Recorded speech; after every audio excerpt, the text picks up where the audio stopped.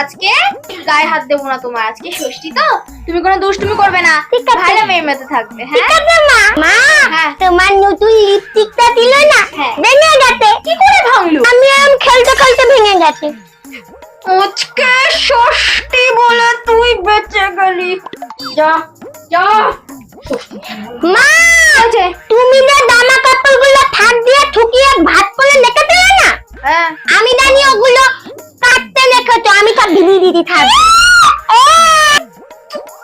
আজকে ষষ্ঠী মারো। এইটা তোমার বাইরে কার সাথে কথা বলছিলি?